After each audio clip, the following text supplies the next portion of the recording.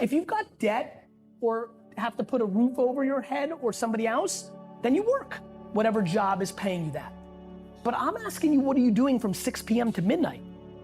And if you have to go build slowly your portfolio, your Shopify store, your Instagram account, your YouTube channel, your content, like, wouldn't you be pumped if I told you for the next 4 years it's tough and you don't watch as much Netflix and sports and hanging out, but then you get to live happy for the rest of your life? Everybody, in theory, would sign up for that. The reality is a lot of people don't want to grind for 4 years. Like, people don't like pain. It's why most people don't have six packs.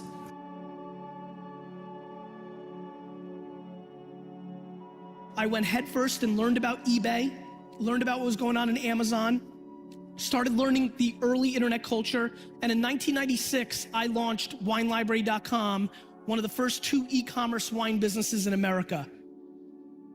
From 1998 to 2003, in a 5-year window, I grew my dad's business from a $3 to a $60 million business on very, very important terms that matter to this entire room. I had no money. It was a $3 million business that had 10% gross profit, $300,000 before expenses. There was no marketing budget.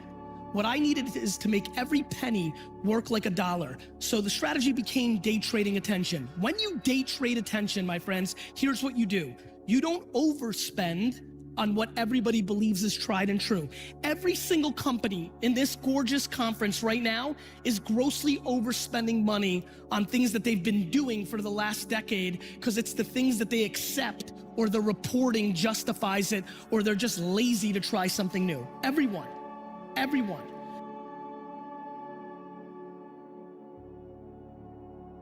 Please understand my biggest truth here today, which is if you are not sharing your thoughts, your process, your journey, your progress to achieving your goals, the stories you want to tell about your startup, product, service, if you are not communicating to the world, and if you're not thinking about what's valuable to them, not what's valuable to you when you communicate, and that is a very big point, I'll say it one more time.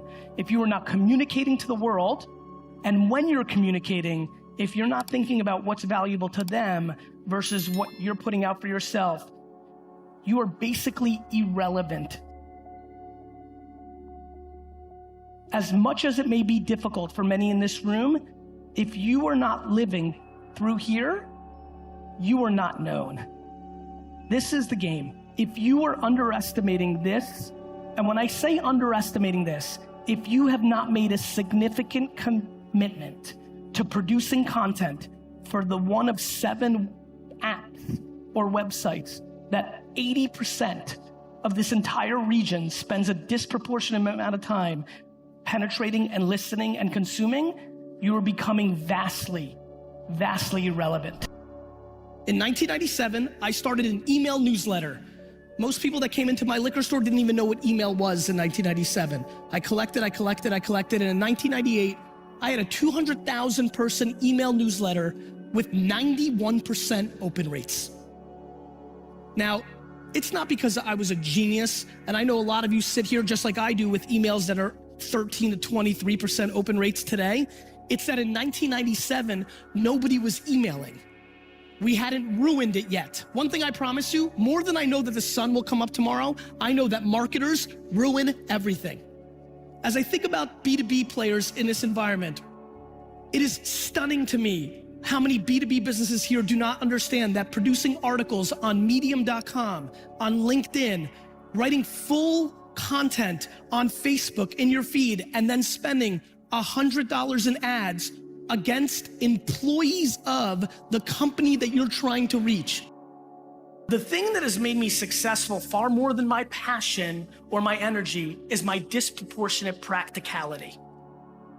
Most people want to look the part of an entrepreneur that came up with the next Supreme or Adidas brand or the next Uber or Facebook, yet are $40,000 in debt, working a job that they hate, and literally, if they went to the 5 discount stores that dominate this market, buy things on clearance, go home, take a picture with their phone and upload to eBay, and then when people buy it, go to the post office and ship it, they would be able to get out of debt and get into a financial place. But people don't want to do that because they don't want to be judged for that being their hustle. Most people in this room and this world would rather lose looking like they're doing something successful than win and be judged for doing something that seems dorky. One, that cash is oxygen. I'm blown away by all these people that are starting businesses that don't realize that money is important. Like, they think about all these things. They're trying to think about 4 years from now, and they haven't made their first check. Just complete lack of practicality when thinking about a business. Number two, strengths. Are you a salesman? Are you the accountant? Do you have financial strength? Do you have sales strength? Are you operationally? Are you good at HR? Whatever you're best at, do that. Surround yourself with the other 3 or 4 pillars that need to have a business. And number 3, look for the white space, meaning, where are people not marketing and storytelling that you can? Is Snapchat, is YouTube, is a blog or a podcast your way to separate yourself from everybody else while they're running direct mail or radio or television or print advertising? What's the white space in your sector that nobody else is filling? When I was 14, I was full of crap. I was a salesman. I would say anything to you to make you buy my baseball cards or a bottle of wine. My dad grabbed me by the neck and he said, listen to me, where we come from, you've got one thing, your word. And that one moment, easily, my mom did most of the work. My dad was at work. I never saw my dad until I was 14. She built a self-esteem. She made me the right kind of guy, kind. She built the foundation. But that one tweak by my dad changed the outcome of my life from being a good huckster salesman who would have made it okay and made a good buck to having real potential. I'm very undereducated on the entrepreneurs and successful people in the world. My favorite success story is my dad. He came here with nothing, 0. I lived in a studio apartment a quarter the size of this studio. I think Mark Zuckerberg is gonna take that throne from Jeff Bezos. And I think he's grossly underestimated. And in parallel, Evan Spiegel of Snapchat has surprised me. He's 25, I think. I don't think it's genius. I think that they're lucky that the internet came along and allowed them to do it earlier. The internet is such scale. The internet is basically our lives. I actually think the internet is more our life than this is. This is where people spend their time. Attention is the asset, and the internet owns it. I believe a purebred entrepreneur suffocates in the notion of doing anything but running their own business. If there's real growth at no profit with millions of users, that's the one that you want to run because the upside is so great. I made a crap load of money. Like, the people who invested in Twitter before it went public made a fortune. Twitter's issue is that it needs to hold on to the attention of its users.